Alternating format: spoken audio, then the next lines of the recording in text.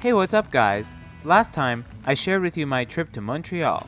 After leaving Montreal, I spent the next couple of days in Quebec City, and so today, let me share with you my experience in Canada's oldest city. If you haven't seen the video and you would like to hear about my trip to Montreal, I'll link the video in the description below. After leaving Montreal, we had another long drive to get to Quebec City, and once again, I arrived at my accommodation very late at night. The place we stayed at was another Airbnb nestled in the rural area surrounding Quebec City. It was a beautiful and comfortable home. The host was welcoming and generous, preparing breakfast for us while we were there. After breakfast, we left our accommodation to head to downtown Quebec City, which was around 25 minutes away. On the way, we passed by the famous Montmorency Falls, which were just minutes from where we were staying. As you come into the city proper, you immediately notice the classical architecture, reminiscent of old European cities. Many of the streets are narrow, some with cobblestone ways, and their slopes incredibly steep, to the point where I was afraid to park on them. Once I finally did find a place to park, I got out to start exploring the city. Hey, what's up guys? I'm in Quebec City right now, downtown Old Quebec. This is Rue Saint-Jean. And it's pretty touristy, but there's a lot of cool stuff to see, and I'm just gonna go around, check it out, see if I can get some good food. Weather's not that great, but at least it's not raining right now.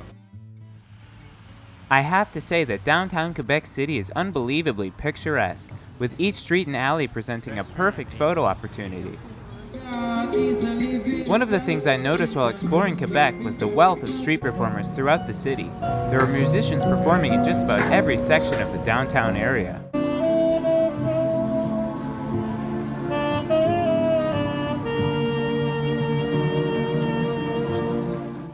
After looking around the city for a bit, I was feeling a bit peckish, so we decided to go to a dessert restaurant in the city to get a snack.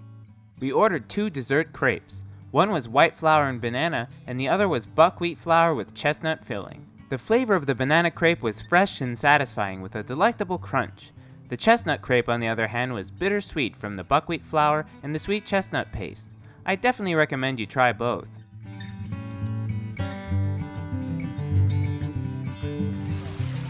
After eating, we went up to explore the area of the city near Chateau Frontenac. In particular, we went to see the Cathedral Holy Trinity. It was a fairly modest looking church by all accounts, but I was impressed with the massive pipe organ inhabiting the body of the building. We left the church and went to investigate the bustling area underneath Chateau Frontenac. This area was home to quite a few memorials, including one to Samuel de Champlain and even an art piece by Salvador Dali. It was interesting that in front of the monument to Samuel de Champlain, they had a stage dedicated to street performers, with a sign indicating that the city embraced this kind of entertainment as part of its culture. It was at this point that I had noticed that there was a lower part to the city which I had not yet seen.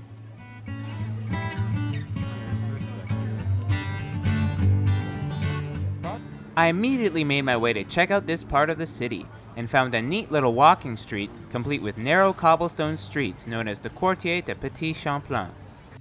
There were a lot of interesting restaurants and shops in this area, and was definitely a cool spot to check out, if only to take some memorable photos. It was around this time that I was starting to get hungry again, and wanted to find something to eat for dinner. We ended up going to an interesting creperie to get some dinner-style crepes. The first was a crepe with braised wild boar.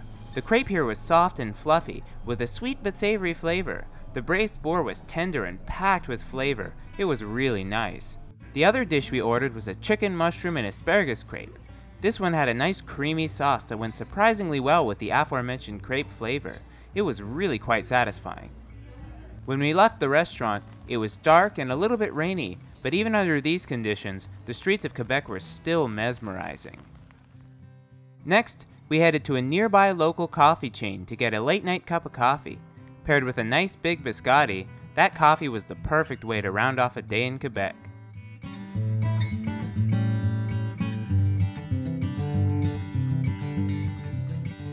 And with that, my trip to Montreal and Quebec comes to an end. All in all, it was a very worthwhile trip. It was an eye-opening experience, and sometimes I even felt like I was in a different world inside my own country. Both Montreal and Quebec are overflowing with history that you can see and feel around you. It is really quite romantic. If you've never traveled to that part of Canada, I would highly recommend. You won't regret it. Anyway, thank you so much for watching my video. I hope you really enjoyed it, and I hope this inspires you to go traveling yourself. Please thumbs up this video if you liked it, comment if you have any questions, and subscribe if you want to see more videos like this one. I hope to see you next time. Bye!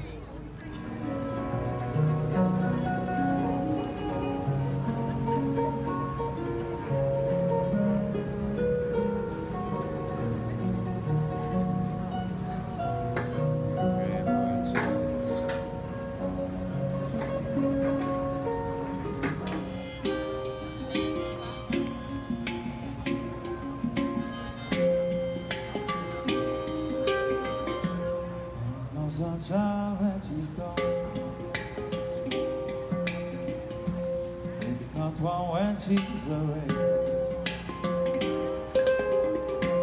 There ain't no sunshine when she's gone, and she's always gone too long.